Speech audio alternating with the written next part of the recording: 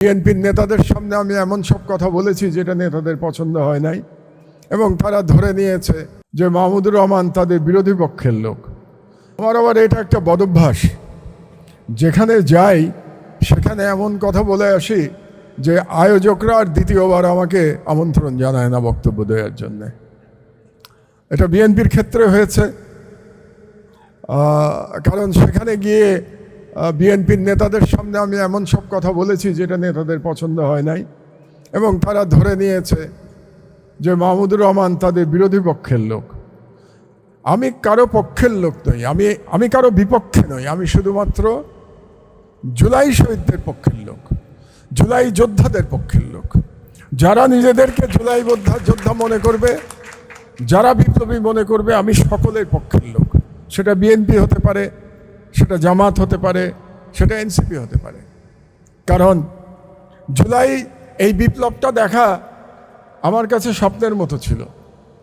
আজ থেকে অনেক দিন আগে, দেশ ছাড়তে বাধ্য হওয়ার কিছুদিন আগে 2018-র প্রথম দিকে একটা অনুষ্ঠানে আমি ছিলাম, এবং বিএনপির মহাসচিব ছিলেন যিনি এখন মন্ত্রী, তার সাথে কদিন আগে আমার দেখা হয়েছে সাংবাদিকদের অনুষ্ঠানে।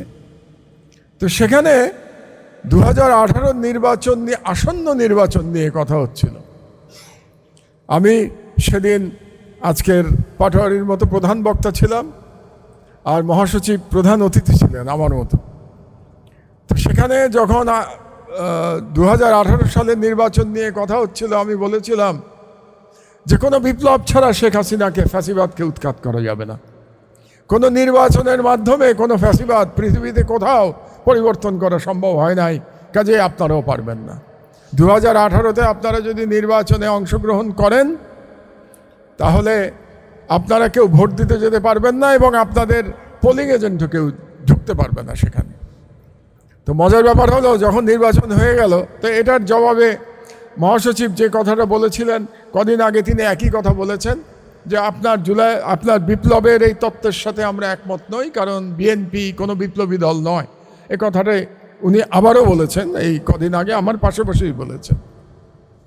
তো যেদিন নির্বাচন হলো, সেই নির্বাচন, পাতানো নির্বাচন, হাসিনার 2 নম্বর পাতানো নির্বাচন 2018-র, আমি তখন নির্বাসিত জীবনযাপন করছি মালয়েশিয়াতে।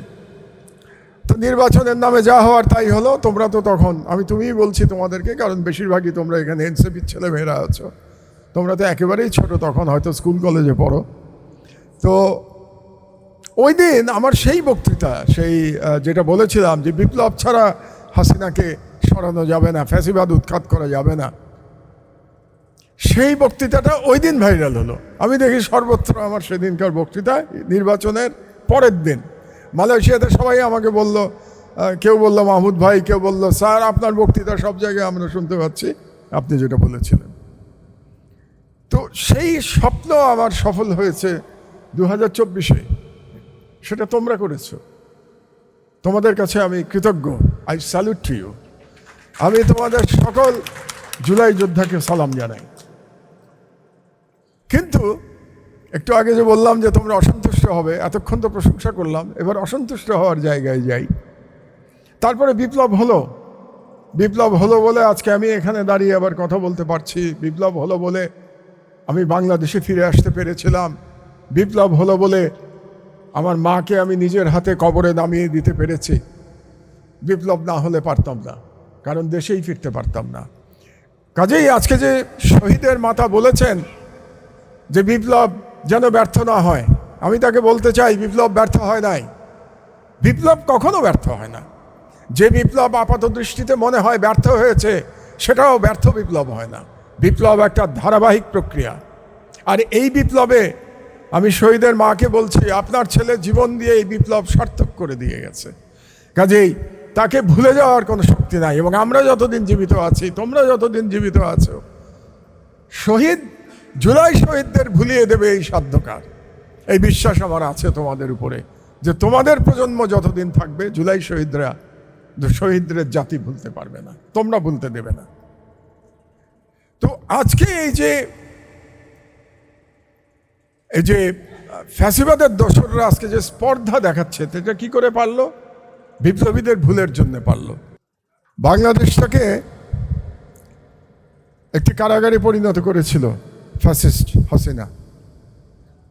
সেখান থেকে মুক্তি দিতে বাংলাদেশের জনগণকে 15 বছরেরও অধিক কাল লড়াই করতে হয়েছে এবং সর্বশেষ যে জুলাই বিপ্লবে আমাদের তরুণেরা সফল হয়েছে, সেই জুলাই বিপ্লবে সেই শেখ হাসিনাকে শুধু ক্ষমতা ছাড়তে বাধ্য করা হয়নি, সে পালাতেও বাধ্য হয়েছে। যে বলেছিল শেখ হাসিনা পালায় না, এটা বলার কয়েকদিন পরেই সে পালিয়ে গেছে, পালিয়ে তার প্রভুর কাছে আশ্রয় নিয়েছে এবং কদিন পরপর তার প্রভুর নির্দেশে কিছু বাণী দিচ্ছে সেখান থেকে।